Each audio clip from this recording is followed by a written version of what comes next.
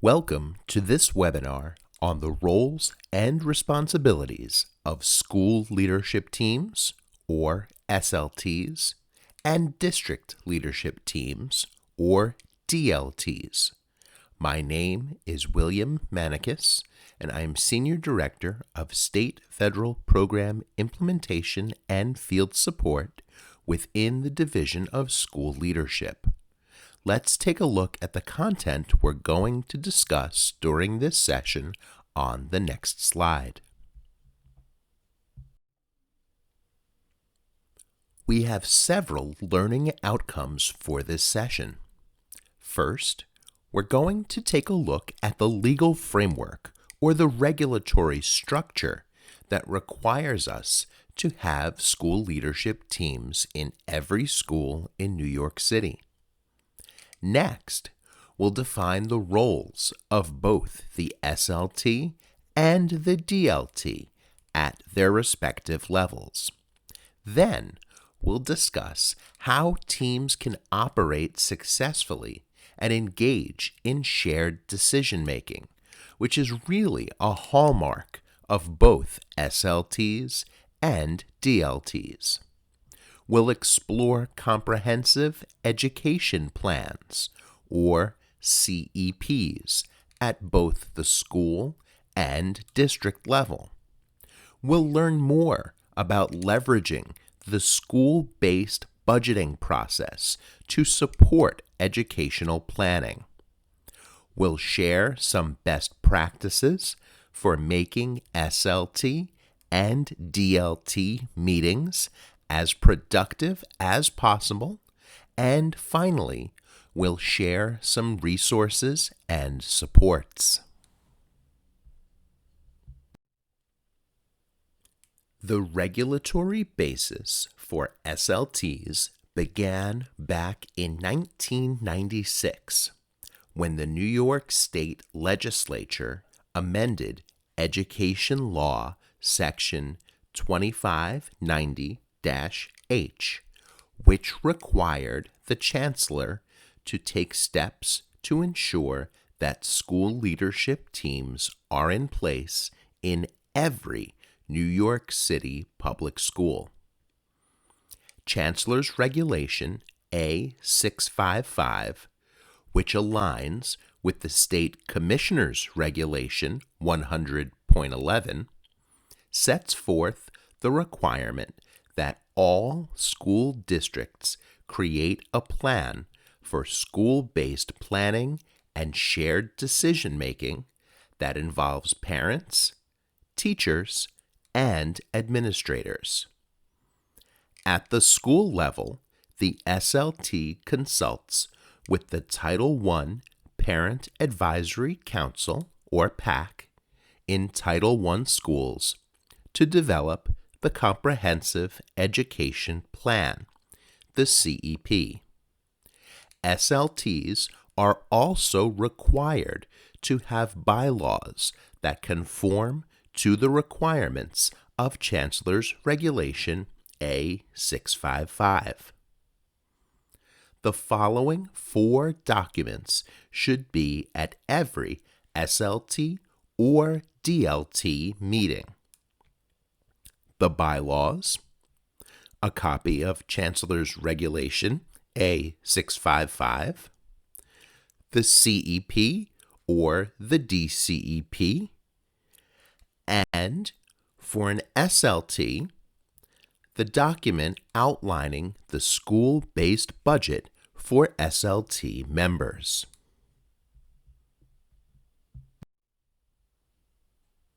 Now that we've covered the regulatory framework that governs the existence of SLTs and DLTs, let's spend some time looking at who is on these teams and what their respective roles are. As we mentioned earlier, Chancellor's Regulation A655 describes the composition of the SLT. SLTs are required to have between 10 and 17 members, and to have an equal number of parents and staff, including the core mandatory members who are the principal, UFT chapter leader, and PA or PTA president. The Title I Parent Advisory Council or Title I PAC chair should also attend all regular SLT meetings. You may ask, how can a team with an equal number of parents and staff potentially have up to 17 members, which is an odd number? That's a great question, because a representative from a community-based organization, or CBO, may also be part of the SLT, and that person is neither school staff nor a parent. In addition, high schools are required to have 2 student members on the team who are also neither staff nor parents, and middle schools that have been identified by the state for a support and improvement model, either comprehensive support and improvement, additional targeted support and improvement, or targeted support and improvement, should also have student representation. As we discussed earlier, every school in New York City is required to have a functioning SLT, which creates a structure for school-based decision-making and sets the foundation for a collaborative school culture. The SLT's primary responsibility is to create, develop, review, and assess the school's CEP. It's also critical to discuss the communicative responsibilities that fall on SLT members. They must share information with the groups they represent: school leaders, teachers, parents, students, and the larger community outside the school building, and gather feedback from those groups. Bring it back to the SLT to inform their decision-making. The SLT also supports the evaluation of the school's programs and how they impact student achievement. Furthermore, in Title I schools, they support the implementation of the Title I program and support a cycle of continuous improvement to improve the achievement of students who are at risk of not meeting state standards.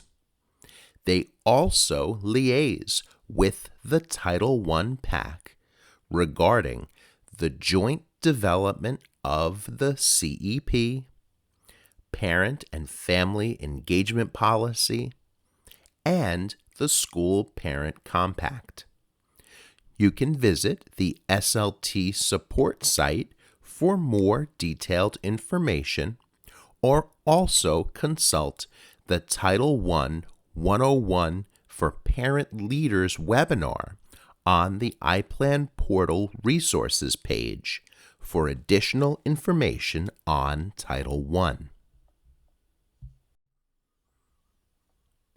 To this point, we've established who should be on the team and what the team does in terms of the big picture. But you may ask, how do those people become part of the SLT? How are they elected?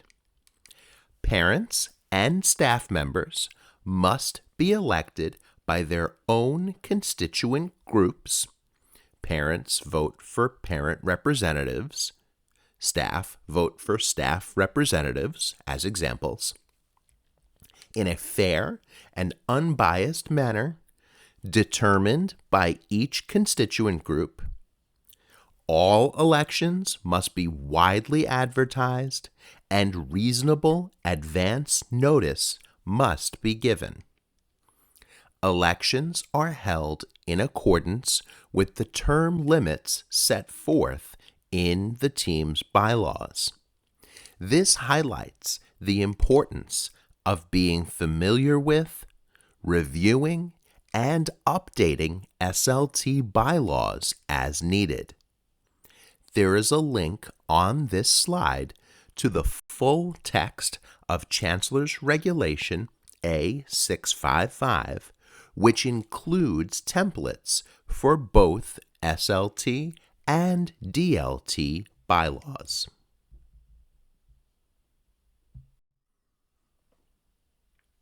Now, let's take a closer look at the district leadership team, also known as the DLT.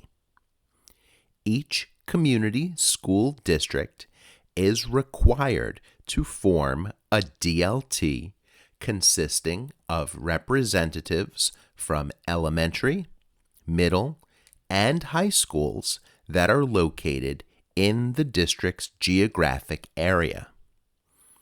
The DLT addresses the requirements of Section 100.11 of the Commissioner's Regulations regarding the district-level plan for the participation of parents and staff in school-based planning and shared decision-making. Regarding planning, the DLT develops the District Comprehensive Education Plan, or DCEP, which, just like the school-level plan, includes annual goals and objectives that align with both the Chancellor's system-wide goals and informs school-level goals, fostering coherence at all levels of our system. DLTs are supportive resources for the SLTs in their districts, as they also provide guidance, technical assistance, professional learning opportunities, and conflict resolution to SLTs in their districts. DLTs also have a regulatory requirement to conduct a biennial review of the district's 100.11 plan to evaluate the effectiveness of shared decision-making in the district. Now that we've discussed the framework and big picture responsibilities of the DLT, let's take a closer look at who engages in that work, or who comprises the DLT. As per Chancellor's Regulation A655, the required DLT members are the Community Superintendent or Designee, the High School Superintendent responsible for high schools in that geographic district or Designee, a representative from each labor group, the Council of School Supervisors and Administrators, or CSA, the United Federation of Teachers, or UFT, and District Council 37, or DC 37, the President of the District President's Council, or Designee, the President of the Borough High School President's Council, or Designee, the Chair of the Title I District Parent Advisory Council, or DPAC chair or designee, and representatives from community-based organizations, or CBOs. The Community Education Council, CEC, president or designee, and a member of the Citywide Council on High Schools whose child attends a high school geographically located in the district can also be included on the DLT. District 75 is also required to have a DLT, including the District 75 superintendent, a CSA and UFT representative, and the president of the District 75 President's Council. CBOs and the president of the Citywide Council on Special Education can also be included on the District 75 DLT. As you can see, the DLT is intentionally structured to include a wide range of voices representing a wide range of constituents throughout the district. So now that we've established who is on the SLT and DLT and what their responsibilities are, let's discuss how they operate and make decisions.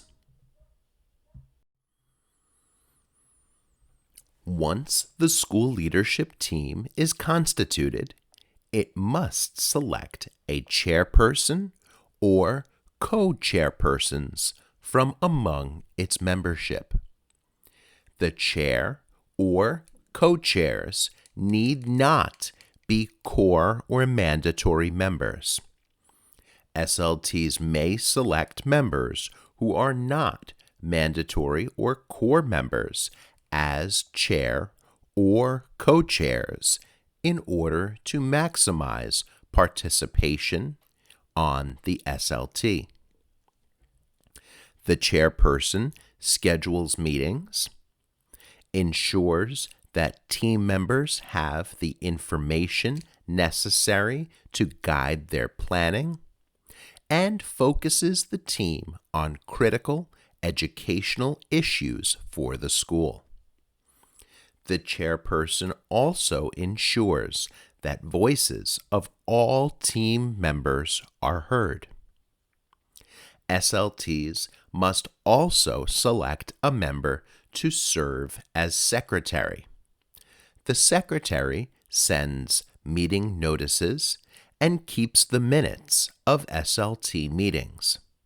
Such minutes must be maintained by the school with a copy provided to the PA or PTA.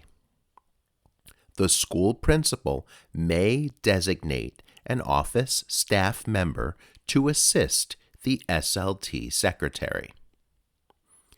Community Education Council, CEC, members act in a liaison capacity with the SLTs of the schools in their respective community school districts. Members of the Citywide Council on High Schools, CCHS, serve in a similar capacity for the high schools throughout the system, as do the members of the Citywide Council on Special Education, CCSE, with regard to District 75 schools.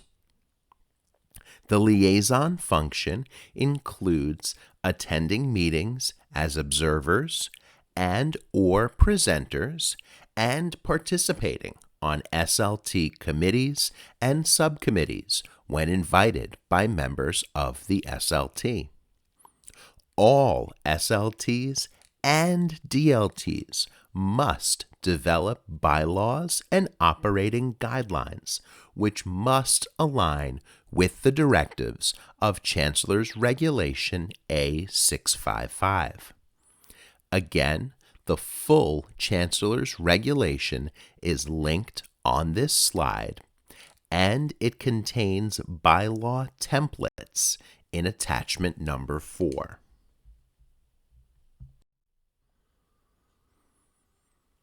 Consensus-based decision-making provides an opportunity for all stakeholders to share their ideas. The SLT or DLT should make its decisions via consensus. But what exactly does that mean? Let's take a moment to define consensus-based decision-making. This process is an effort in which the SLT or DLT members seek to reach an agreement on a course of action to address an issue or a set of related issues. In a consensus process, the stakeholders work together to find an acceptable solution. SLT or DLT members make decisions by agreement rather than by majority vote. The goal is to arrive at a solution that everyone can support, even if it's not necessarily their personally preferred course of action.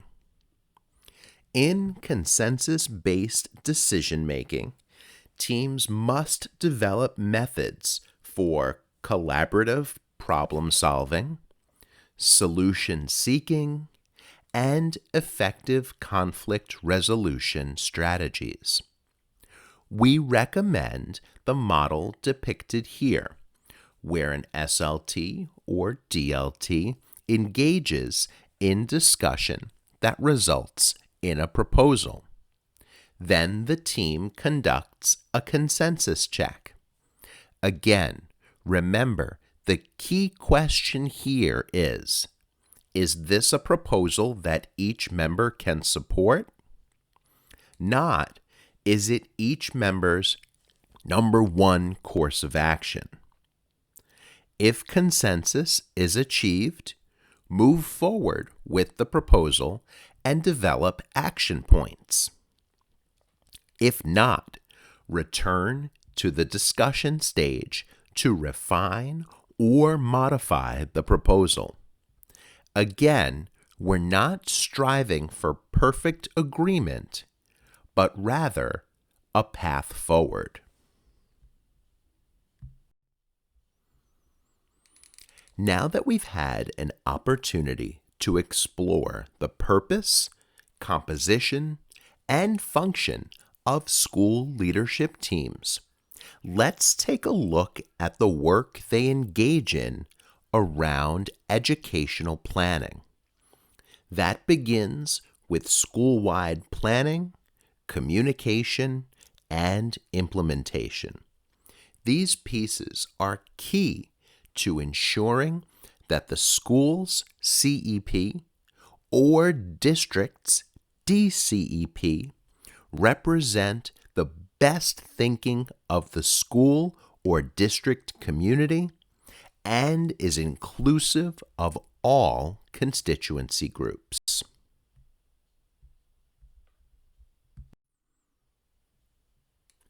Here is a brief overview of the DCEP and CEP development process. First, we identify the priority areas which align to the Chancellor's 5 system-wide priorities. Priority 1, all students learn to read well. Priority 2, all students are physically and emotionally safe. Priority 3, all students have a high-quality academic experience. Priority 4, all students graduate college and career-ready and have a strong plan and pathway to economic security. Priority 5, all districts and schools are more inclusive and responsive for parents and families, including having more families choose New York City public schools. All schools and districts now engage in educational planning aligned to those 5 system-wide priorities. Teams should begin by reviewing the priorities, which are explained in more detail in the Step 1 webinar linked on this slide. Step 2 is engaging in a comprehensive needs assessment and root cause analysis, resulting in the identification of priority needs, which will be used in Step 3 to develop SMART goals, and root causes, which will be used to inform the development of action plans. Step 4 is to set progress monitoring targets that will keep the school or district on track toward achieving its annual goals. Step 5 is to create progressive action steps that address the root causes. Step 6 emphasizes the importance of engaging family and community stakeholders by incorporating strategies that empower families and the wider community. Step 7, which is the final step in CEP and DCEP development, is to align budgetary resources to the goal, making sure that they're allocated in a way that supports the district or school achieving its annual goals.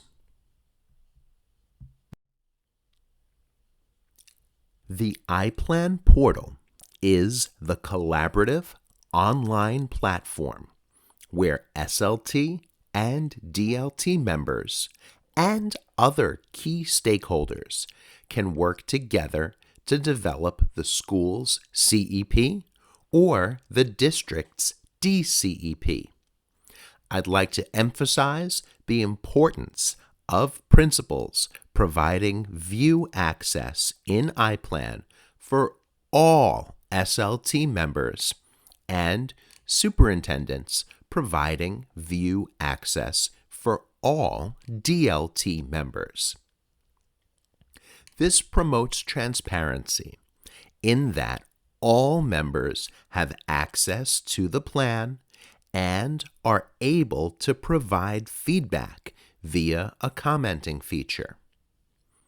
The online document editor provides a place for SLTs and DLTs to develop their annual goals, their action plans, and to monitor progress toward achieving those annual goals. iPlan also integrates city, state, and federal accountability initiatives. The resources page has many helpful guidance documents as well as training decks and webinars, and finalized approved CEPs and DCEPs are posted on the homepage. On the next slide, we'll take a brief look at the connection between parents and families and the CEP and DCEP. We have emphasized throughout this presentation, as well as our other webinars, that parents and families play a critical role in school and district-based education planning. So let's spend some time looking at the parent and family engagement section in iPlan.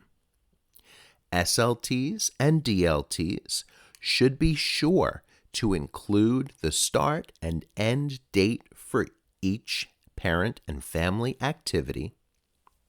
Again, Ranges are fine if the exact dates have not yet been determined. They should include a brief description of the strategy or activity.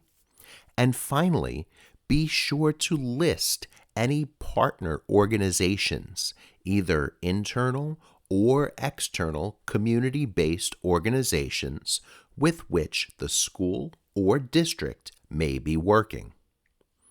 These parent and family engagement strategies and activities should also be reflected in the school-level parent and family engagement policy, or in the case of the DCEP, the District Parent and Family Engagement Policy.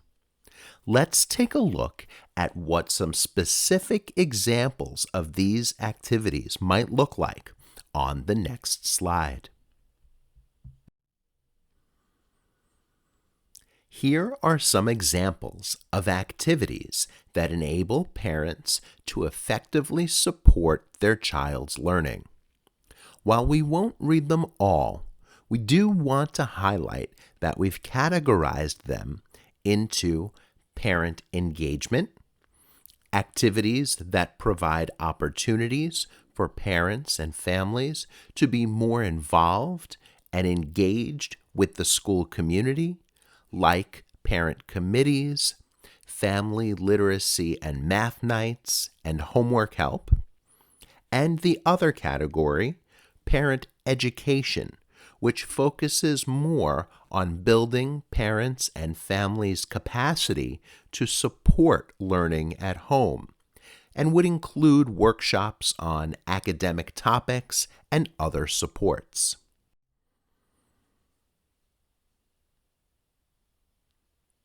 Two aspects of educational planning that demonstrate the intersection of the family, school, and community efforts to improve student achievement are the Parent and Family Engagement Policy, which exist in both the school-level CEP and district-level DCEP, and the School Parent Compact, or SPC, which is located in the school's CEP. The Parent and Family Engagement Policy, whether it is at the school or district level, describes the parent and family engagement activities that the school or district will engage in, and should also be informed by the parent and family engagement strategies within each action plan. The SPC outlines how these responsibilities will be shared among the school, families, and students. In thinking about the school budgets, the Title I Parent and Family Engagement allocation must be used to support the activities described in the Parent and Family Engagement Policy and the School Parent Compact.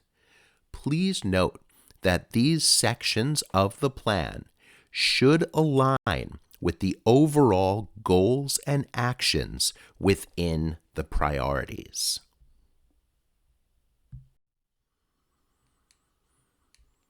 Understanding that school and district budgetary resources should be aligned with the goals, strategies, and activities within the CEP or DCEP, we'd like to briefly discuss utilizing the school-based budget to support educational planning.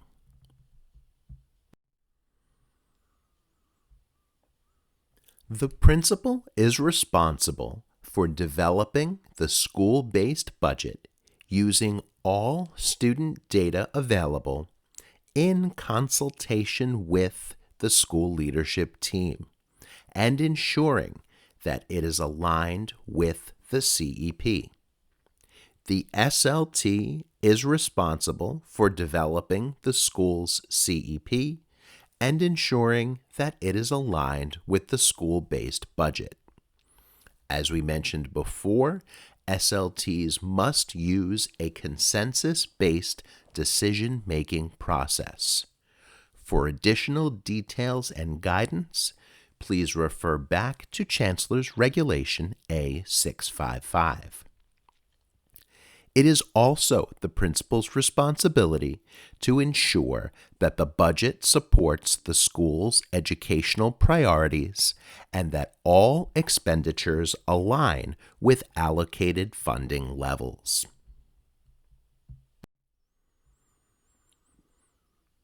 At this point in the webinar, we've discussed SLTs and DLTs in terms of the framework, membership, roles and responsibilities, including educational planning, using the iPlan portal, emphasizing parent and family engagement, maximizing fiscal resources, and you're almost ready to leave us and tackle this critical work together.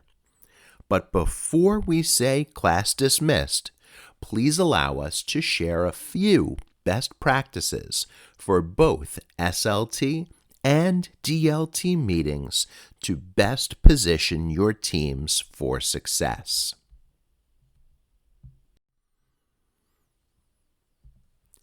Here are a few best practices for highly effective teams, and these apply both to school leadership teams as well as district leadership teams. First, share responsibilities among team members and share information widely. Knowledge is power. Next, strong teams cultivate leadership. They grow new leaders. So please give people opportunities to take on leadership roles. Next, adopt a well-defined vision of where you want your school or district to go, so all team members are pushing in the same direction.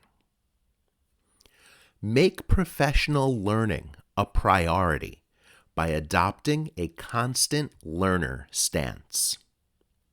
Share information like agendas and other supporting documents ahead of time.